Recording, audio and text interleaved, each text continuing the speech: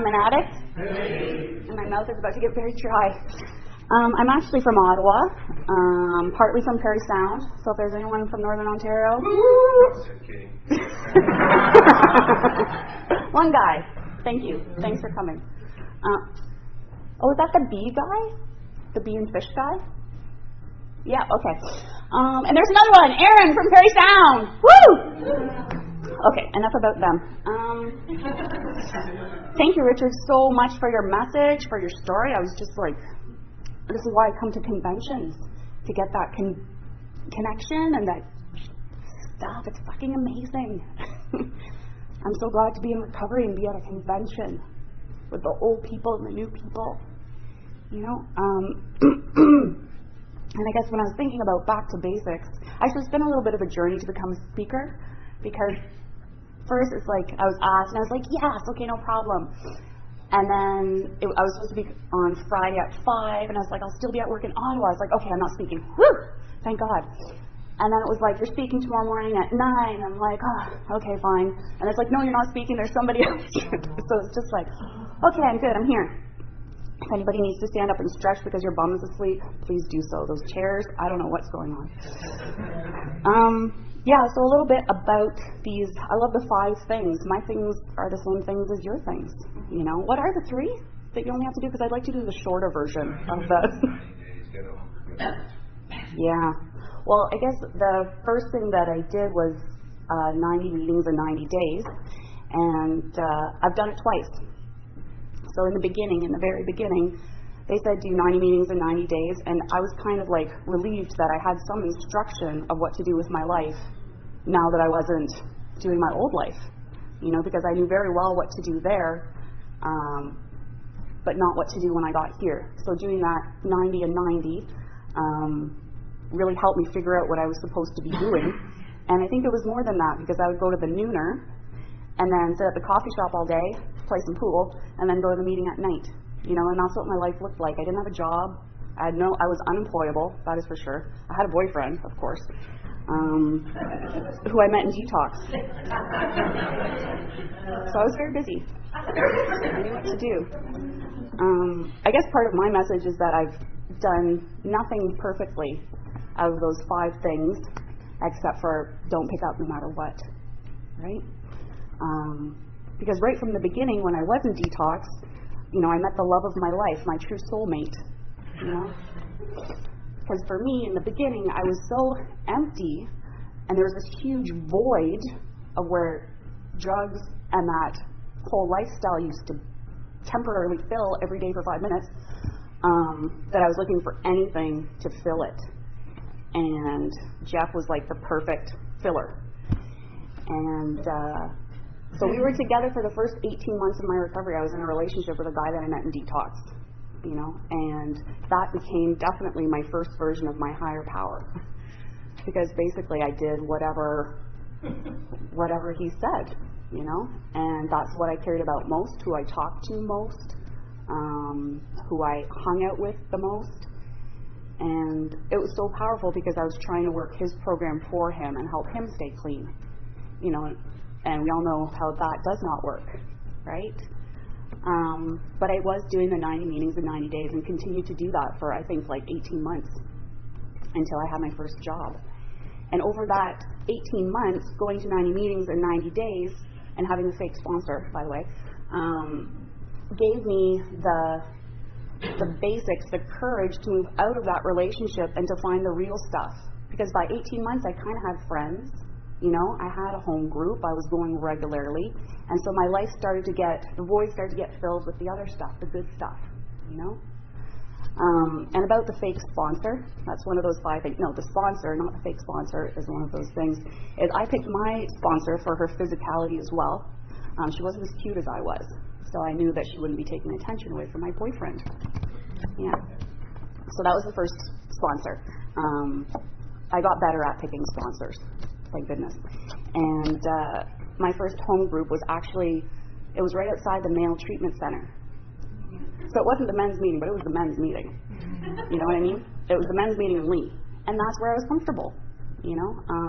I didn't realize that I wasn't comfortable with being a woman and I wasn't comfortable with other women. I just didn't like them. I just didn't have time for that shit, you know?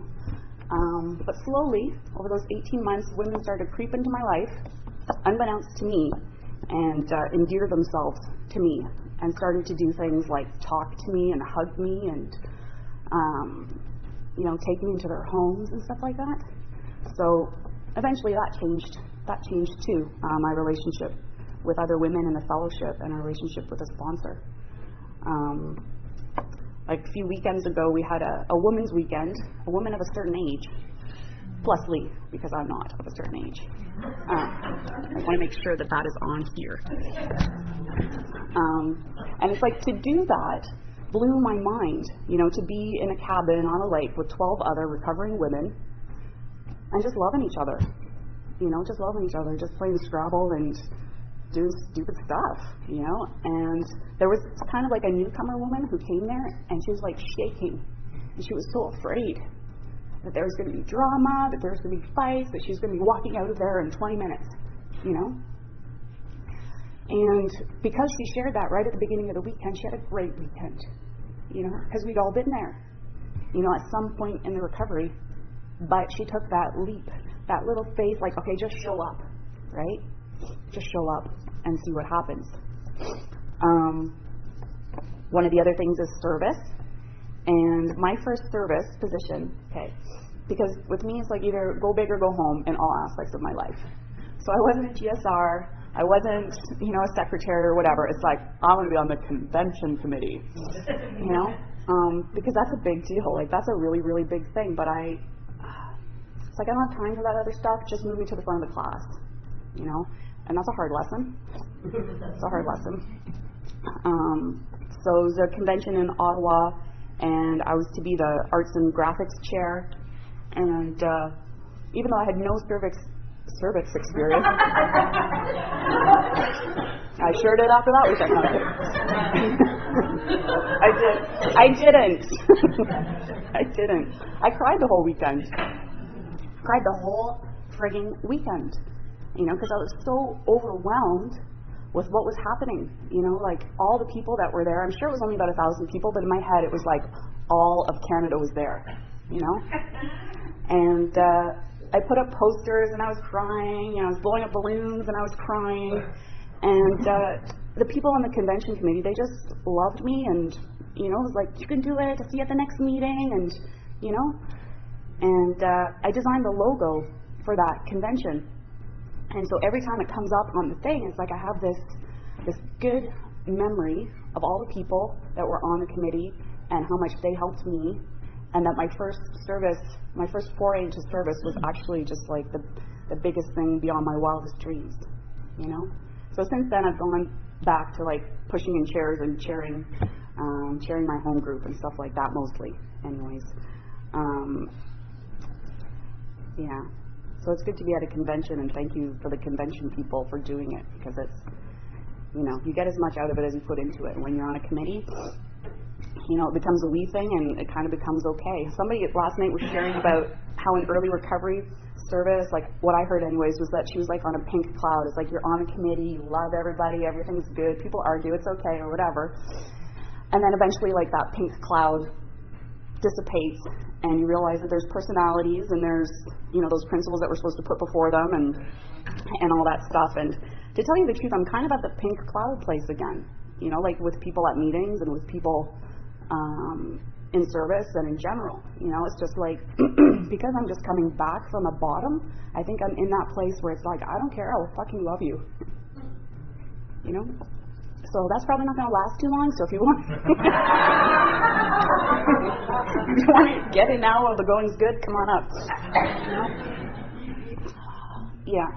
So talking about that bottom, bringing that up.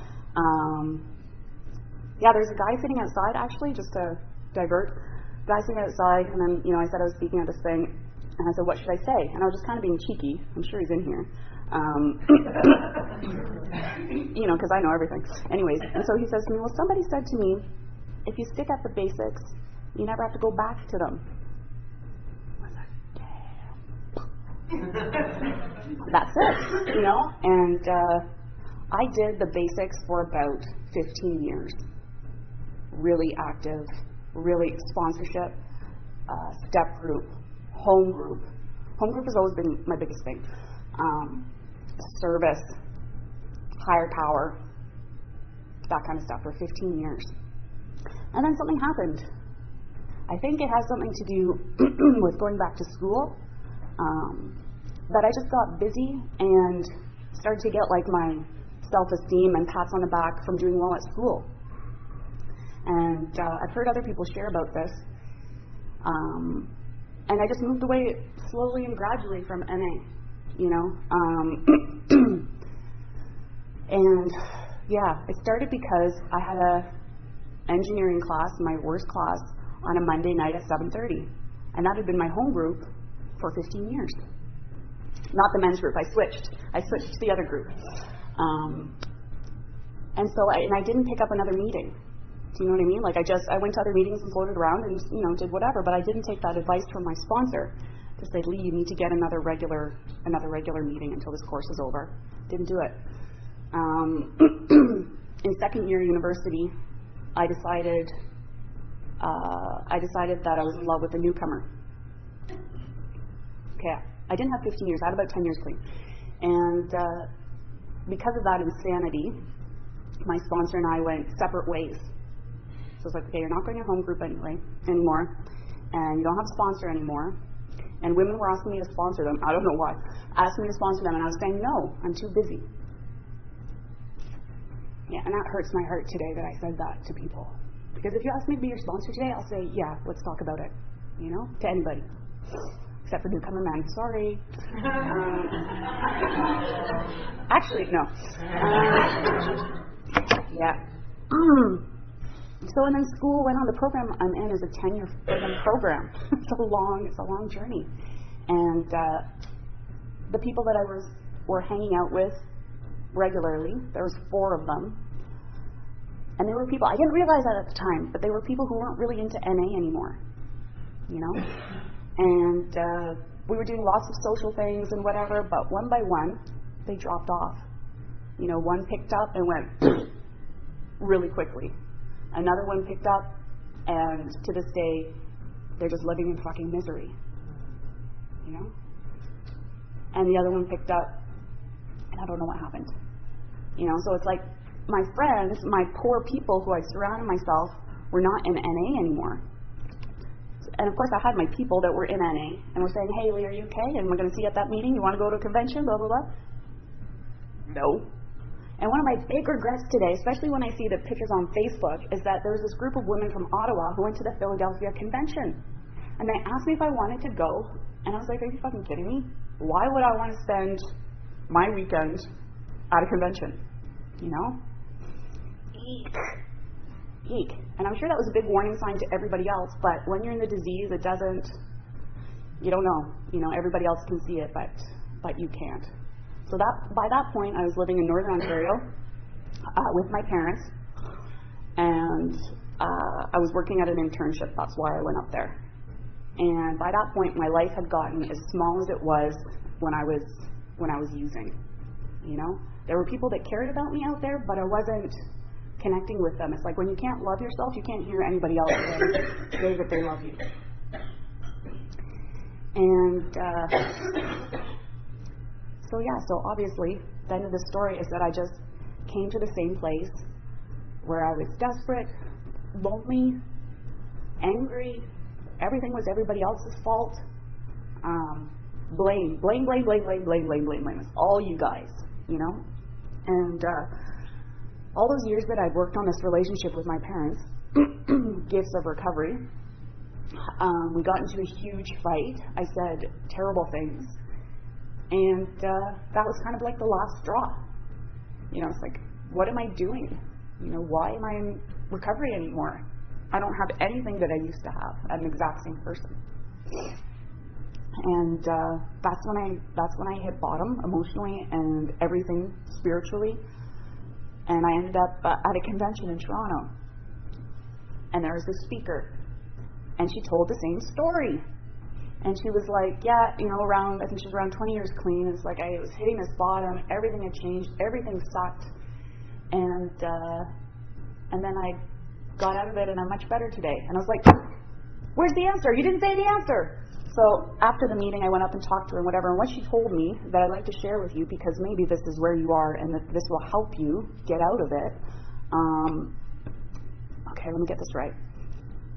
I said to her, I just want what I used to have. You know, I used to be so spiritual. I used to have so much love. I used to have so much friends. I used to be in a step group. I used to be whatever, blah, blah, blah. I just want it back. Why can't I have it back? Poor me, I'm a fucking victim. You know? And she's like, you'll never, ever have that back again. And I was like, what? That's not the answer I was expecting. You know? And it'll be different. You know, if you want it, you can change and it will be different. It's like, oh. Okay, that doesn't sound as good as like everything's going to be amazing, but there's a little bit of hope there. So I asked her to be my sponsor, and I made a commitment to call her, and I started doing 90 and 90. And remember, I'm in small town northern Ontario. I'm really out of my element, because in Ottawa, you just walk down a meeting, you see 6 people in recovery, you know, or walk down the street, you see 6 people in recovery. And so I had to do 90 and 90 and other fellowships, and you know, that's what worked for me at the time. I needed to be accountable every single day to do something for my recovery and to be seen and to see. You know, and I never thought I would ever do that, because I'm such an NA lover. You know, I love our fellowship, and it's not better than any other fellowship. I'm just a really NA person at heart, but I had to humble myself and go ask for help. You know, and it's funny, the same thing happened. I started to build a home group where I got to know people, started sponsoring again, started doing the steps again, started doing service again. And it's funny, you know, like it's been a few years, but it's like the stuff that worked in the beginning still works. Like, it's not, there's no magic formula. I was like, well, you know, with so much clean time, things are different, you know. I don't have to do the same things that I did in early recovery, and, you know, you have to find out what works for you. And it was just like, blah, blah, blah, blah, blah, blah. It's like, no, that's Lee's way. That's the Lee way of recovery, you know. And I choose the NA way, you know. I choose it today, and I'm living it, and I'm loving it. Heard that speaker say that yesterday in the car, and I was like, that's it. It's kind of like McDonald's, but different. Yeah, so let's talk about sponsor. No, okay, I have to talk about sponsorship. I don't know what time it is, but I need to share this with you guys. 5 minutes, or you're just giving me a high five. Yeah, I have to say this, because I only said this out loud a couple days ago. So I'll say it out loud again, because that's, you know, one of those things that I've learned to do, is that I'm struggling with getting a sponsor. I don't think I need one, and I don't think it's for me, because I have so much people in my life that help me and guide me and know all of the shit, you know. That's the truth. But there's that little voice in my head that says, Lee, that's not the NA way, that's the Lee way. The leeway, the loophole. And what I've been doing is trying to keep an open mind, and I'm talking to other people about their sponsee relationships. Because I love being a sponsor, because for me it's just like a guide through the steps. That's what I do, that's what I have to offer, whatever.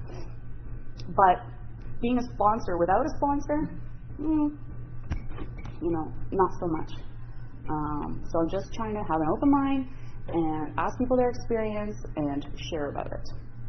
So that's where I'm at with sponsorship. It's been a journey, eh? First picking somebody on based on what they look like, and then the middle sponsor, who was amazing, that I had for like 13 years, picking her because she was quiet at meetings, walked with respect when people were sharing, she was listening, and worked the steps, you know. So this third sponsor round, I don't know what it's going to hold. I don't know what's going to happen. So I heard a little chime, so I think that means wrap it up. And I don't know, I really wish that something I said made sense to somebody. I'm not like any spokesperson by any means. I didn't get into half the mistakes that I've made, 1/3, 1/8, 1/16. But I don't have to be perfect, you know.